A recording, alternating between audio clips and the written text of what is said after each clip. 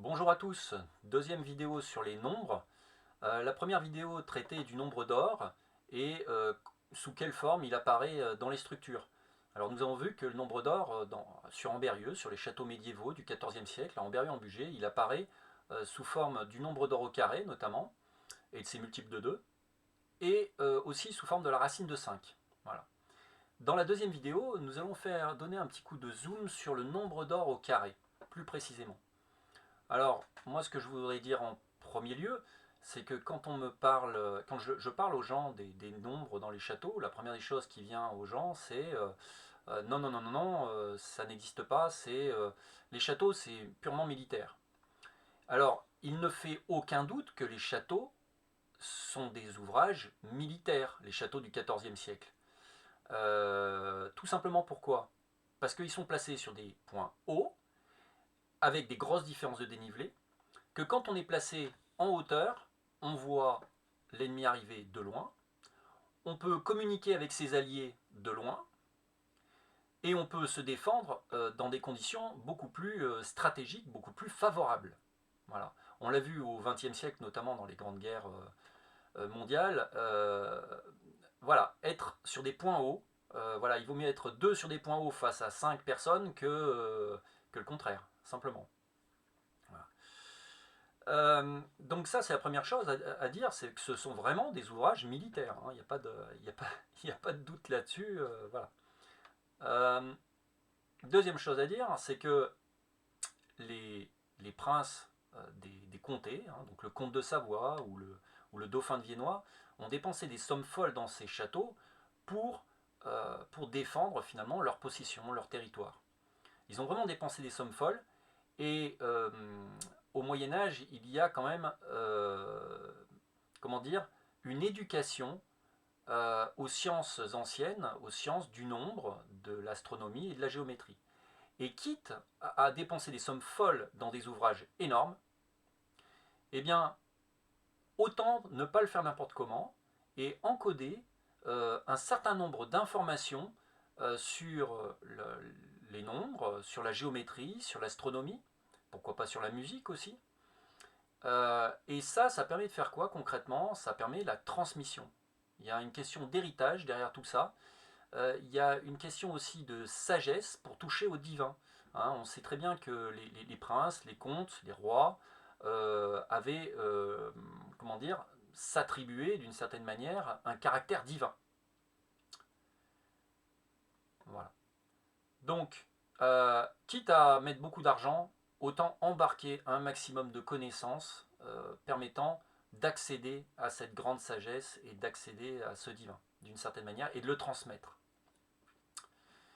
Nous allons voir aussi à quel point le nombre d'or au carré, le nombre d'or finalement, le nombre d'or au carré, c'est le nombre d'or multiplié par le nombre d'or, a un caractère, comment dire, lumineux, solaire. On le retrouve dans la nature, on le retrouve dans l'espace, mais finalement le nombre d'or pourrait très bien être attribué purement au soleil. Euh, Ce qu'on va voir dans cette vidéo, c'est que euh, construire des châteaux, oui, mais il va falloir le faire avec le maximum de précision. Oui, le maximum de précision, mais il faut que ce soit aussi fait à un endroit que l'on peut défendre dans des conditions très favorables. Voilà ce que nous allons voir. Alors, nous allons commencer le diaporama. Voilà, première chose, dans la première vidéo, il y a eu une petite erreur qui s'est glissée. Le nombre d'or, j'avais mis le nombre d'or phi égale 5 pi sur 6. En fait, c'est phi au carré qui vaut 5 pi sur 6, très concrètement. Mais regardez bien en maths ce qu'on peut faire, c'est remplacer ce petit phi là, on peut le remplacer finalement, on peut le prendre comme petit phi au carré, égal à un grand phi. D'une certaine manière, c'est un changement de variable. Et bien le grand phi est bien égal à 5 pi sur 6. Donc c'est tout à fait une opération mathématique qu'on peut faire. On pourrait très bien voir le nombre d'or comme le nombre d'or au carré. Et on l'a vu hier, on pourrait le voir aussi comme la racine de 5 par exemple. Et c'est ce qu'on va voir encore aujourd'hui, c'est que en fait, voir apparaître le nombre d'or, ça peut voir apparaître, ça peut être voir autre chose qu'un 1,618 ou un 2,618. Donc dans la première structure, nous avons, donc dans la structure du château des Alimes, nous avons ici la valeur en diagonale de 130,8 mètres. Alors on va me dire, ouais, mais pourquoi tirer un trait de J à C? Alors en fait, le point J est un point fondamental du château. Premier élément, c'est que c'est quand même le point d'entrée du château, c'est par là où on rentre. Deuxième chose importante qui justifie que le point J est un point très important, c'est que si on regarde, si on traçait une droite BJ, eh bien on aurait tout cet habillage là, donc la muraille d'enceinte légère à l'ouest, ici, qui est vraiment aligné selon BJ. C'est-à-dire qu'un dispositif a été déployé pour monter un mur droit sur de longues distances. Ça justifie que le point J est quelque chose d'important, est un point important. Deuxième chose importante, c'est que vous voyez, la tour carrée, elle a une certaine position angulaire par rapport au nord, JN, et cette position angulaire par rapport au nord, eh bien, elle est déterminée comment? Eh bien, si je prends le point B, que je vais plein est, complètement plein est, j'intercepte le mur à est. Cette distance entre le point B et cette muraille est, à l'est, ce point-là, ça fait 50 mètres en fait. Si je prends la moitié de 50 mètres, j'arrive à peu près par là, et bien si je trace une droite, donc 25 mètres, si je trace une droite, eh bien je passe par J et N exactement. Cela oriente la tour carrée. Ça justifie que le point J est un point important.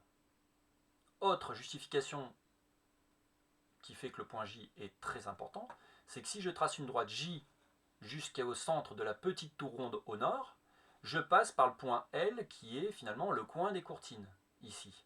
Ça aligne ces trois points. Ça c'est important. Et autre chose d'important, c'est que JL, ça représente le cinquième exactement de JC. Voilà, vous pourrez le faire, vous pourrez le visualiser vous-même en utilisant des outils. Moi j'utilise par exemple Google Earth. Et vous verrez que ce que je dis, c'est tout à fait exact. Donc cette diagonale-là, vous voyez, entre J et C, en fait, eh bien, c'est la diagonale d'un plan modulaire carré, vous voyez, de 5 par 11 unités, comme ça. Et cette valeur vaut 130,8 mètres, cette diagonale. 130,8 mètres, donc 1,308, si je la multiplie par 2, ça fait 2,6,1,6. On est presque à 2,618, à 2,618. Presque. Mais on n'y est pas. Donc en fait, phi au carré sur 2, c'est 1,309. Or, ici, on a 1,308 comme code numérique. Donc, nous sommes vrais, c'est-à-dire qu'on peut dire que c'est le nombre d'or au carré divisé par 2, mais à 99,92%. C'est quelque chose de précis. Mais on ne peut pas dire que c'est d'une précision infinie. Voilà. En tout cas, ça donne une très très bonne indication, c'est tout à fait recevable, et ça donne une très très bonne indication du nombre d'or au carré divisé par 2. Deuxième chose, c'est que je vous ai dit que 12,1 le diamètre de la tour ronde, si je le divise par 5,41, j'ai racine de 5. Alors pourquoi faire 12,1 sur 5,41? Tout simplement, on est sur un choix de rapport, de proportion en sciences anciennes. Les sciences anciennes, il faut bien les distinguer de la science moderne quand même. Donc, le rapport de proportion, je prends le nombre, 12,1, je divise par 5,41, j'ai la racine de 5. Alors pourquoi 5,41? Mais regardez bien, il y a un truc qui est curieux, c'est que la longitude, c'est 5,41 au point C. Mais vous ne trouvez pas bizarre quand même que dans ce plan modulaire carré, cette partie-là fait 54,1? C'est le même code numérique, 5,4,1. C'est assez remarquable. Bon, quand je fais ça, j'ai racine de 5. Alors, le nombre d'or, on a dit que c'était racine de 5 plus 1 sur 2. Je rappelle que le nombre d'or au carré, c'est le nombre d'or plus 1. Et que donc, le nombre d'or au carré, c'est racine de 5 plus 3 sur 2. Et au final, on a la racine de 5 qui vaudrait le nombre d'or au carré fois 2, moins 3. Voilà, ça donne une relation qui lie finalement racine de 5 et le nombre d'or au carré. Tout comme le nombre d'or et la racine de 5 étaient liés précédemment. Voilà, donc le nombre d'or au carré se retrouve dans la racine de 5 aussi d'une certaine manière. Autre chose intéressante, j'ai dit hier donc, dans la suite de Fibonacci, nous avons par exemple une suite de nombres. Si on prend un nombre et qu'on le divise par son précédent, nous avons le nombre d'or. En fait, c'est de plus en plus vrai dès lors qu'on s'éloigne des petits nombres et que l'on va vers les grands nombres. Hein, donc si je fais 610 divisé par 377, je vais être à 1,618 de manière très précise. Alors que si je fais 3 divisé par 2, j'ai 1,5. Eh bien, pour trouver le nombre d'or au carré, puisqu'il s'agit de ça dans cette vidéo, eh bien, on prend, par exemple, un nombre, le 55, et on ne va pas le diviser par le dernier, mais on va le diviser par l'avant-dernier. Donc 55 divisé par 21. Donc c'est le F10 divisé par le F8. On voit que ça fait 2,619. Évidemment, de la même manière que précédemment, hein, si on va vers les petits nombres, là, on s'en écarte. Mais dès lors qu'on va vers les grands nombres, eh bien, d'une certaine manière, la suite de Fibonacci, elle converge vers le nombre d'or. Donc F15 sur F13, hein, donc ça donne 610 divisé par 233, 2,618,03. Et là, on en est très proche quand même. Hein. Voilà. Ça, c'est important pour la suite, puisque on va voir que la distance entre la tour carrée de Saint-Denis et la tour carrée des Alimes fait 6500 mètres. Au grand maximum, je suis à plus ou moins 1 mètre près. Alors là, c'est un grand maximum. Hein. Je pense plutôt être à la moitié d'un mètre près. En tout cas, la valeur cible, c'est vraiment 6500 mètres. Je vous invite à aller découvrir ça sur un logiciel qui permet de mesurer des distances. Et donc, du coup, 6500, c'est 13 fois 5 fois 100. Or, 13 fois 5 fois 100, c'est le F7, le nombre de la suite de Fibonacci, 7 divisé par le numéro 5 de la suite de Fibonacci, c'est-à-dire c'est 13 divisé par 5. Hein, si je reviens là, vous voyez, 13 et le 5, 5 fois 13, ça fait 65, fois 100, ça fait 6500. Mais je peux aussi faire 13 divisé par 5. 13 et 5 sont des nombres premiers et constitutifs de la suite de Fibonacci.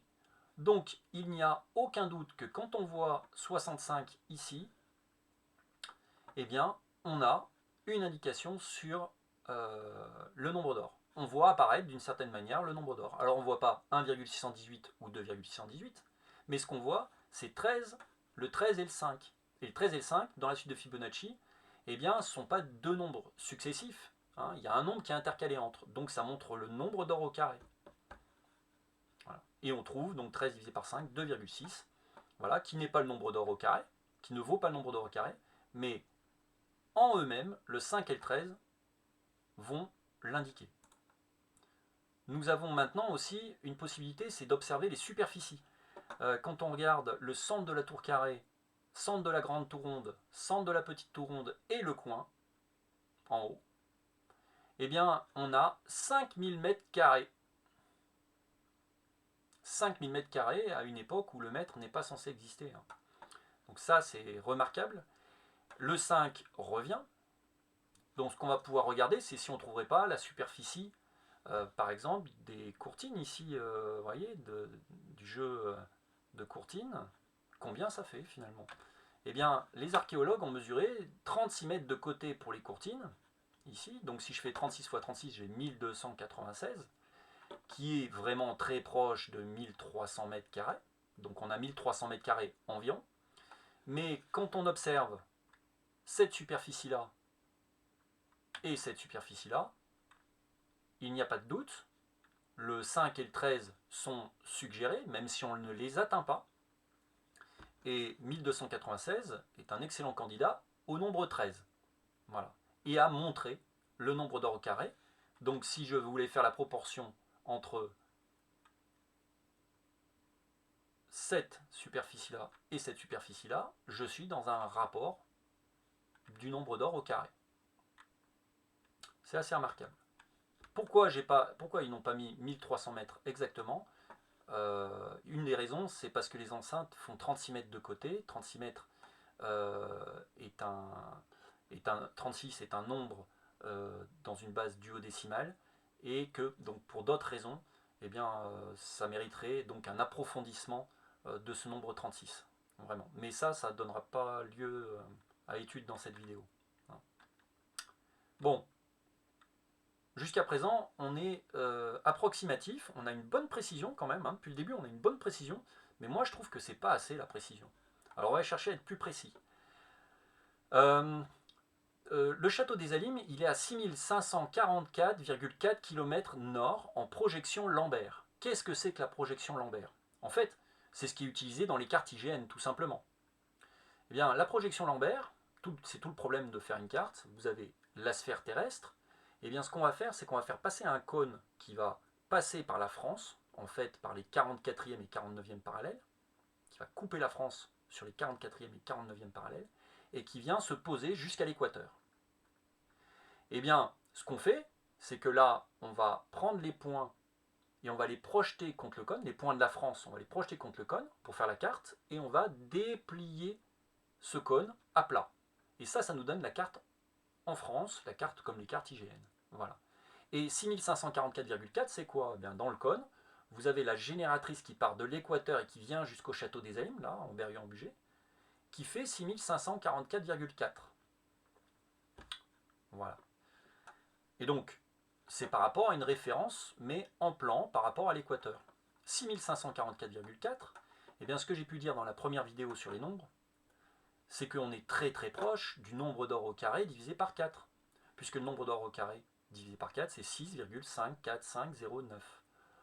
Donc, ces valeurs-là, c'est vrai à 99,99%. Donc là, on se rapproche du but. On est très précis. On n'est vraiment pas loin d'avoir compris l'essentiel, je pense, quand on trouve des nombres à 99,99%. Cependant, pourquoi le château des Alimes ne serait pas à 6545,09 km de référence? Comme ça serait parfait. Ben, c'est ce que nous allons voir là. En fait, c'est beaucoup plus précis que ce que l'on croit, et ça a à voir avec la position dans les saisons, dans la saison. Donc voilà ce que l'on a lorsque l'on va à la Tour de Saint-Denis vers 6 h du matin, un 21 juin. Le 21 juin, c'est le solstice d'été. Le solstice d'été, c'est le jour solaire par excellence, c'est-à-dire que le soleil se lève au nord-est et se couche au nord-ouest. C'est le jour où il y a le plus de soleil dans la journée. Et bien ce jour-là, il se trouve que par rapport à l'est, on a un angle de 32,7 degrés. Donc au nord-est, là, voilà, 32,7 degrés, et que le soleil se lève, le premier rayon de soleil, là, se lève sur ce petit mont ici qu'on appelle le Morimont. Alors, le Morimont, lui, il a cette particularité d'être à 6545,09 km nord, pendant que le château des Alimes qu'il y a là, il est à 6544,4 km nord. Donc, le Morimont est exactement en projection plane au nombre d'or au carré divisé par 4. C'est assez exceptionnel, puisque le jour où le soleil est le plus important dans la journée sur Ambérieu, il se lève en regardant depuis la tour de Saint-Denis, il se lève à l'endroit, effectivement, qui lui-même est associé au nombre d'or au carré. Et très précisément, là, voilà, je vous invite à faire cette manipulation et à aller voir, parce que c'est assez remarquable. Et donc du coup, on voit aussi que l'angle est assez intéressant quand même, hein, 32,7 degrés par rapport à l'est.